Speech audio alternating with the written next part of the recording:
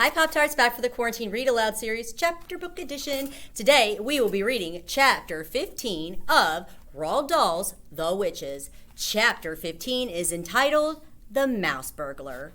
My grandmother hustled me back into my own bedroom and out onto the balcony. "Are you ready?" she asked. "I'm going to put you in the sock now." "I hope I can manage this," I said. "I'm only a little mouse." "You'll manage," she said. "Good luck, my darling." She popped me into the sock and started lowering me over the balcony. I crouched inside the sock and held my breath. Through the stitches, I could see out quite clearly. Miles below me, the children playing on the beach were the size of beetles. The sock started swinging in the breeze. I looked up and saw my grandmother's head sticking out over the railing of the balcony above. "You're nearly there," she called out. "Here we go. Gently does it. You're down." I felt a slight bump. "In you go," my grandmother was shouting. "Hurry, hurry, hurry! Search the room!" I jumped out of the sock and ran into the Grand High Witch's bedroom. There was the same musty smell about the place that I had noticed in the ballroom. It was the stench of witches. It reminded me of the smell inside the men's public lavatory bathroom at our local railway station. As far as I could see, the room was tidy enough. There were no signs anywhere that it was inhabited by anyone but an ordinary person. But then there wouldn't be, would there?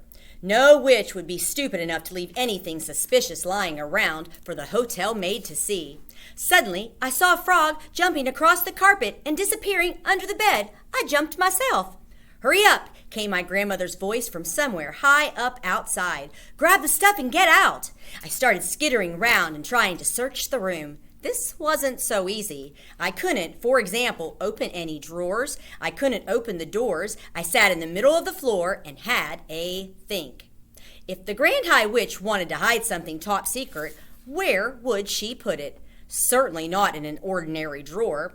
Not in the wardrobe either. It was too obvious. I jumped up onto the bed to get a better view of the room. "Hey," I thought, "what about under the mattress?" Very carefully, I lowered myself over the edge of the bed and wormed my way underneath the mattress. I had to push forward hard to make any headway, but I kept at it. I couldn't see a thing. I was scrabbling about under the mattress when my head suddenly bumped against something hard inside the mattress above me. I reached up and felt it with my paw. Could it be a little bottle? It was a little bottle. I could trace the shape of it through the cloth of the mattress, and right alongside it I felt another hard lump, and another, and another. The Grand High Witch must have split open the mattress and put all the bottles inside and then sewn it up all again. I began tearing away frantically at the mattress cloth above my head with my teeth. My front teeth were extremely sharp, and it didn't take me long to make a small hole. I climbed in the hole and grabbed a bottle by the neck. I pushed it down through the hole in the mattress and climbed out after it. Walking backwards and dragging the bottle behind me, I managed to reach the edge of the mattress. I rolled the bottle off the bed onto the carpet. It bounced, but it didn't break. I jumped down off the bed, examined the little bottle. It was identical to the one the Grand High Witch had had in the ballroom. Little mice. There was a label on this one. Formula 86, it said. Delayed action mouse maker. Then it said, "This bottle contains 500 doses. Eureka! I felt it, tremendously pleased with myself. 3 frogs came hopping out from under the bed. They crouched on the carpet, staring at me with large black eyes. I stared back at them. Those huge eyes were the saddest thing I had ever seen. It suddenly occurred to me that almost certainly, once upon a time, they had been children. Those frogs, before the Grand High Witch had got a hold of them. I stood there, clutching the bottle and staring at the frogs. "Who are you?" I asked them. At that exact moment, I heard a key turning in the lock of the door, and the door burst open, and the Grand High Witch swept into the room. The frogs jumped underneath the bed again in one quick hop. I darted after them, still clutching the bottle, and I ran back against the wall and squeezed in behind one of the bedposts.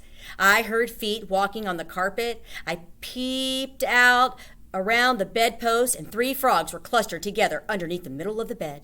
Frogs cannot hide like mice. They cannot run like mice either. All they can do, poor things, is to hop about rather clumsily. Suddenly, the Grand High Witch's face came into view, peering under the bed.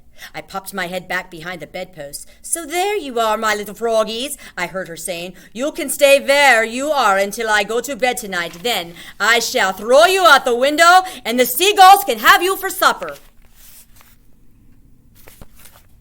Suddenly, very loud and clear, there came a sound of my grandmother's voice through the open balcony door. "Hurry up, my darling," it shouted. "Do hurry up. You'd better come out quickly." "Who is calling?" snapped the Grand High Witch. I peeped around the bedpost again and saw her walking across the carpet to the balcony door. "Who is this on my balcony?" she muttered. "Who is it? Who dares to trespass on my balcony?" She went through the door onto the balcony itself. "What is it? What is this knitting fool hanging down here?" I heard her saying. "Oh, hello," came my grandmother's voice. "I just dropped my knitting needle over the balcony by mistake, but it's all right. I've got hold of one end of it. I can pull it up myself. Thank you all the same." I marveled at the coolness of her voice. "Who are you talking to just now?" snapped the Grand High Witch. "Who were you telling to hurry up and come out quickly?" "I was talking to my little grandson," I heard my grandmother saying. "He's been in the bathroom for hours, and it's time he got out. He sits in there reading books, and he forgets completely where he is. Do you have any children, my dear?" "I do not," shouted the Grand High Witch, and she came quickly back into the bedroom, slamming the balcony door behind her. I was cooked. My escape route was closed. I was shut up in the room with the Grand High Witch and 3 terrified frogs. I was just as terrified as the frogs. I was quite sure that if I was spotted, I would be caught and thrown out over the balcony for the seagulls. There came a knock on the bedroom door. "What is it this time?" shouted the Grand High Witch. "It is we ancient ones," said a meek voice from behind the door. "It is 6 o'clock, and we have come to collect our bottles that you promised us, oh, your grandness." I saw her crossing the carpet toward the door.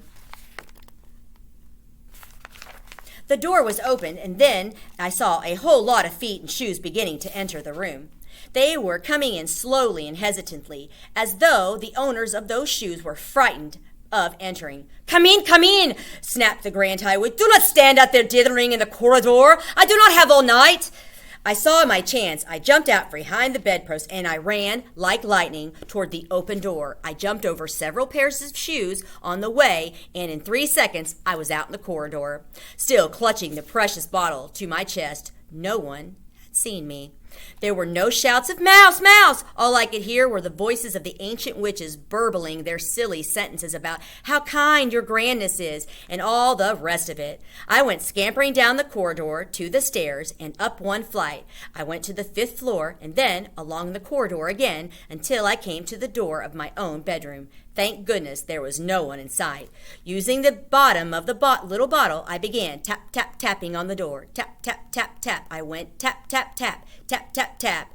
Would my grandmother hear me? I thought that she must. The little bottle made quite a loud tap each time it struck. Tap, tap, tap, tap, tap, tap. Just so long as nobody came along the corridor. But the door didn't open. I decided to take a risk. "Grandmama!" I shouted as loudly as I possibly could. "Grandmama, let me in! It's me!" I heard the feet coming across the carpet, and the door opened. I went in like an arrow. "I've done it!" I cried, jumping up and down. "I've got it, Grandmama! Look, here it is! I've got a whole bottle of it!" She closed the door. She bent down and picked me up and hugged me. "Oh, my darling," she cried. "Thank heavens you're safe." She took the little bottle from me and read the label aloud. "Formula 86 Delayed Action Mouse Maker." She read, "This bottle contains 500 doses. You brilliant, darling boy. You're a wonder. You're a marvel. How on earth did you get out of her room?" "I nipped out when the ancient witches were coming in," I told her. "It was all a bit hairy, Grandmama. I wouldn't want to do it again." "I saw her too," my grandmother said. "I know you did, Grandmama. I heard you talking to each other. Didn't you think she was absolutely foul?" "She's a murderer," my grandmother said. "She's the most evil woman in the entire world." "Did you see her mask?" I asked. "It's amazing," my grandmother said. "It looks just like a real face." Even though I knew it was a mask, I still couldn't tell. "Oh, my darling," she cried, giving me a hug. "I thought I'd never see you again. I'm so happy you got away." And we'll see you back next time for Chapter 16. Bye.